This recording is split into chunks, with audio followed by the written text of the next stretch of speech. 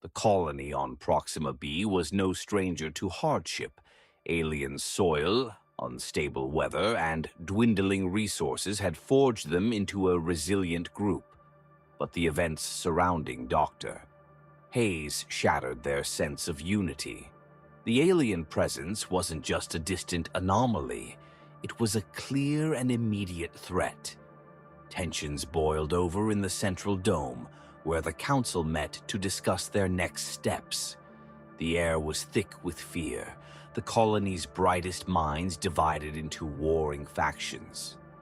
Dr. Elena Markov stood at the head of the room, her face pale but her voice resolute. "Destroying the signal isn't an option," she said, gripping the edge of the table. "Whatever these beings are, they've already observed us. Ignoring them or silencing their signal might be seen as hostile. And letting them watch us like lab rats isn't," Malik Resnick shot back, his eyes blazing. "They took Hayes, Elena, turned him into that thing. We have no idea what they're capable of." Around the room, murmurs of agreement mixed with uneasy silence. Zoe Chang, the linguist, raised a tentative hand. "What if they're trying to communicate? If the signal is some kind of language, maybe they're offering dialogue," Resnick snorted. "Dialogue?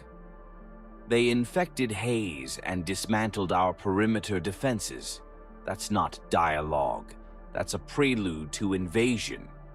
"Enough," interrupted Dr. Lee Ortega, the colony's medic and one of its elder members. Her calm, measured tone carried an air of finality. "Speculation isn't helping. We need facts." "The facts are clear," Resnick argued, his voice rising. "They're a threat. We destroy the signal and isolate ourselves before they destroy us." Markov's voice sharpened. "And how do you know they'll stop if we destroy the signal? For all we know, they've already planted whatever that thing was inside Hayes, in all of us." The room fell into stunned silence. The implications of her words hung heavy in the air. Outside the council chambers, the colonists formed their own opinions. Paranoia spread like wildfire, dividing the settlement into factions. Some sided with Resnick, arguing for immediate isolation. They worked to strengthen defenses, reinforcing the perimeter with additional barriers and setting up surveillance drones. Others aligned with Markov and Chang, believing that understanding the aliens was their only path to survival. They began decoding the signal, isolating patterns that hinted at complex communication. Meanwhile, Dr. Hayes' disappearance weighed heavily on everyone. The footage of his escape played on a loop in the minds of those who had seen it. His unnatural gait, the shimmer of bioluminescent veins beneath his peeling skin, and the guttural clicking sound he made before vanishing into the wilderness haunted their thoughts. Stranger still were the symbols he had scrawled across the infirmary walls before his transformation. Chang analyzed them obsessively, comparing them to the signal's patterns. "They're connected," she told Markov one night, her voice trembling. "I don't know how, but these symbols, they're a message."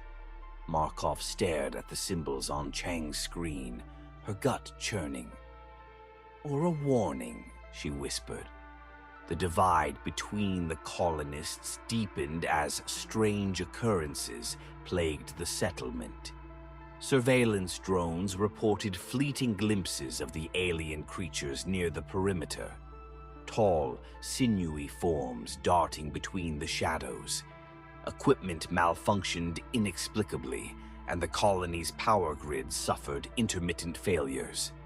One night, a colonist disappeared during a routine patrol. His body was found hours later, twisted and unrecognizable, his flesh marked with the same bioluminescent patterns seen on Hayes. Panic spread like a contagion. Resnick seized the moment to rally support. "This is what happens when we hesitate," he thundered in the central dome, his voice echoing off the steel walls. "We need to destroy that artifact and the signal, now." Markov stepped forward, her fists clenched. "Destroying it won't stop them. It'll provoke them." "They're already provoked," Resnick shot back. "You're gambling with all our lives." The argument devolved into shouting, the colony's unity splintering further.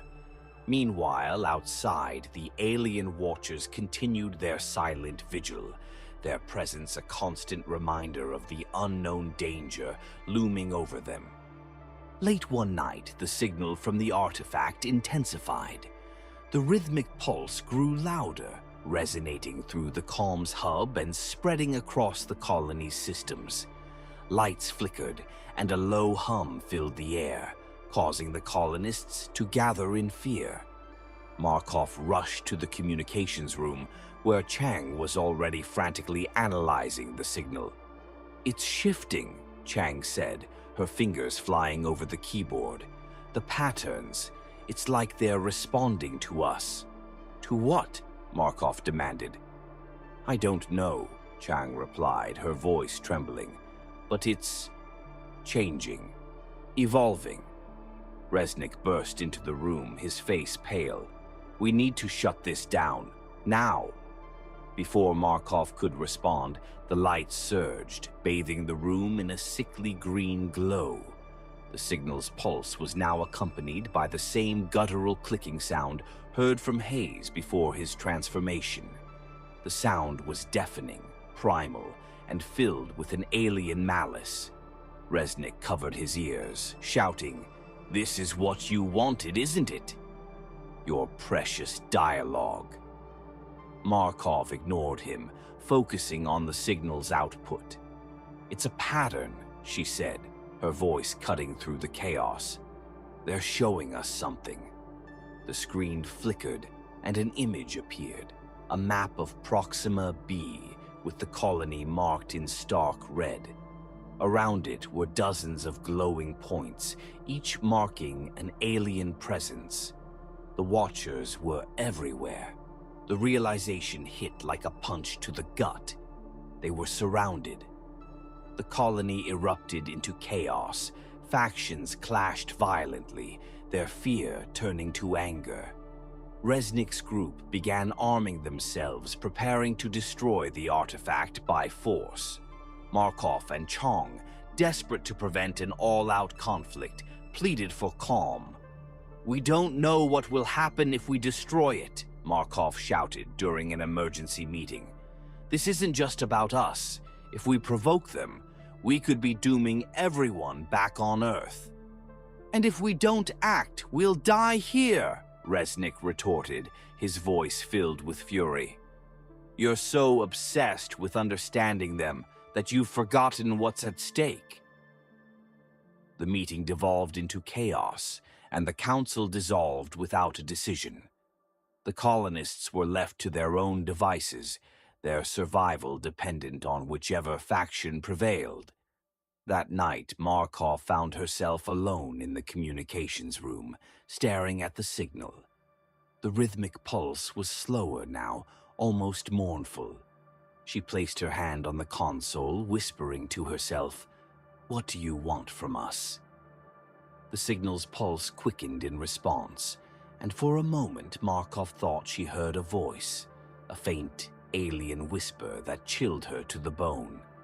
By dawn, the colony stood divided. Resnick's group prepared to launch their assault on the artifact, while Markov and Chang raced to decode the signal's latest evolution. The Watchers, ever present, loomed in the shadows, their silent gaze a constant reminder of humanity's fragility. The final decision would come soon, but the colony was already fractured. Fear had taken root, and with it, the seeds of destruction. In the distance, the artifact pulsed steadily, its eerie glow casting long shadows over the alien landscape. It seemed to wait, as if anticipating the choice the humans would soon make. The colony lay shrouded in an unnatural silence, broken only by the distant hum of the artifact. It pulsed faintly on the horizon, casting eerie waves of bioluminescent light into the crimson sky. The Watchers, tall and sinewy, stood in the shadows just beyond the colony's perimeter, their glowing eyes fixed on the humans. They made no attempt to approach, but radiated a suffocating presence, a promise of action should the humans choose wrong. Inside the central dome, the council gathered for the last time. The room, once a place of camaraderie and problem-solving, now felt oppressive, its steel walls echoing with fear and desperation. The signal had evolved again, this time sending a clear message through translated patterns and symbols. It was not merely an invitation, but an ultimatum. The alien collective offered two paths: integration into their interstellar network, or isolation, an abandonment that came with its own grim implications. Integration promised knowledge, survival, and unity, but at a cost humanity could not yet comprehend. Isolation meant severing all ties, condemning the colony and possibly Earth to vulnerability and ignorance. The council table was surrounded by faces marked with exhaustion and terror. Some stared at their hands, others glared at one another, but all bore the weight of the same question: what price is too high to survive? Dr. Elena Markov stood at the table's head, her hands gripping its edges as she addressed the room. Her voice trembled, but it carried conviction.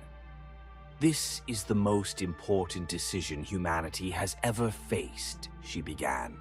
"We can't let fear guide us."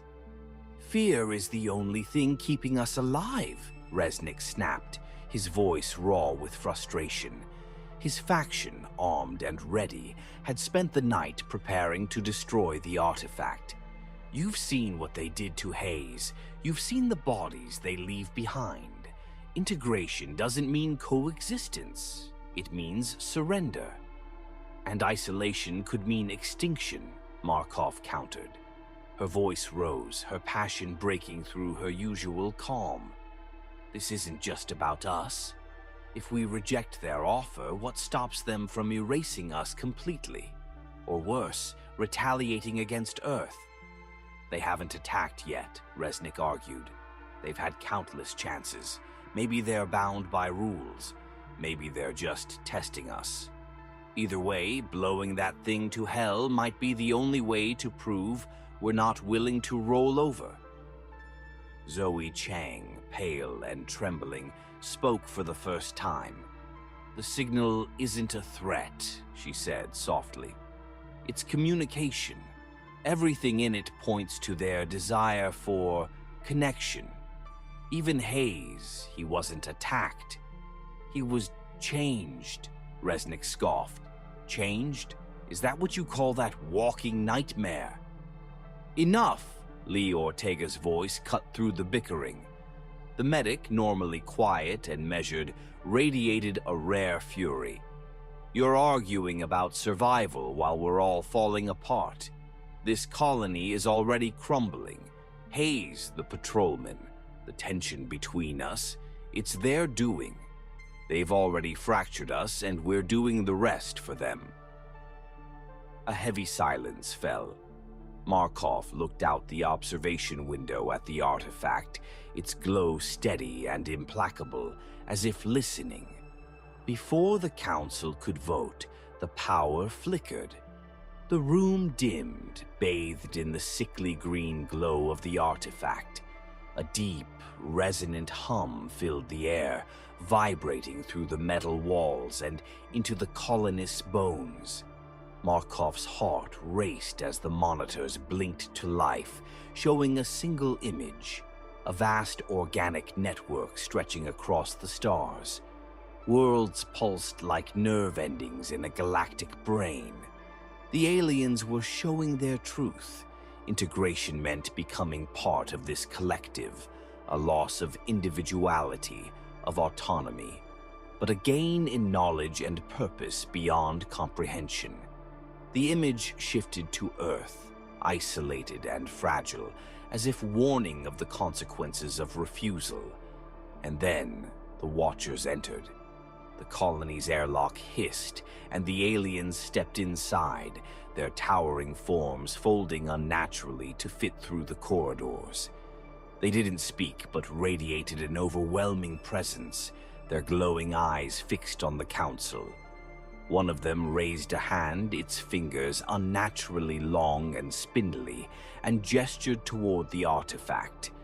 The meaning was clear. Decide. Now. The Council members exchanged desperate glances. Time had run out. Markov's voice cracked as she spoke. We need to vote, integration or isolation. The room erupted into chaos. Resnick slammed his fists on the table, shouting about survival. Chang pleaded for understanding. Ortega stood frozen, her face a mask of anguish. One by one, the Council members cast their votes. Markov tallied them with trembling hands, her throat dry as the results became clear. The vote was tied with one abstention. Markov looked at Chang, the tiebreaker. Zoe, she whispered, her voice barely audible. It's up to you. Tears streamed down Chang's face as she stared at the artifact's glowing map, its depiction of endless possibilities. Her lips quivered as she whispered, I choose integration. Resnick lunged toward her, his face twisted with fury, but the aliens moved faster. One Watcher raised its hand and Resnick was frozen mid-step, his body immobilized by an unseen force. The other aliens gestured toward the artifact, their intention clear. The artifact's glow intensified, filling the room with blinding light. The colonists outside the dome fell to their knees as the pulse reached every corner of the settlement. Markov felt a warmth spread through her body, a strange, invasive presence brushing against her thoughts. She wanted to resist, but something deeper, a primal instinct, urged her to let go. The transformation began. Markov's vision blurred as her veins glowed with the same bioluminescent patterns that had consumed Haze. Around her, the other colonists cried out as their bodies twisted, their forms reshaping into something both alien and familiar. The pain was excruciating, yet laced with an unsettling euphoria. Markov's mind expanded, filled with knowledge that defied comprehension. She saw Earth through the Watcher's eyes, its history laid bare. She saw the vast network of the collective, its unity transcending individuality. And she felt the cost, a loss of self, her thoughts blending with billions of others in an eternal alien chorus. When the light faded, the colony was transformed. The humans were no longer entirely human, their bodies reshaped into a hybrid form, their minds connected to the collective's vast network. Markov looked at her hands, longer, translucent, glowing faintly, and wept silently for what had been lost. The Watchers stepped back, their work complete. The artifact pulsed one final time, then fell silent. The choice had been made. From Earth, the final transmission arrived weeks later, a chilling, static-laden message from the colony. We have joined the greater whole. Humanity will evolve. Back on Proxima B, the transformed colonists gazed at the stars, their thoughts no longer their own. Integration had granted them survival, but at the cost of their humanity. The Watchers turned their gaze outward, their mission complete, and the universe waited for what humanity would become. Far across the void, Earth's leaders received the colony's last message. Their decision loomed, a mirror of what had played out on Proxima b. Would they join the stars, or remain forever alone? The stars shimmered with promise and with warning,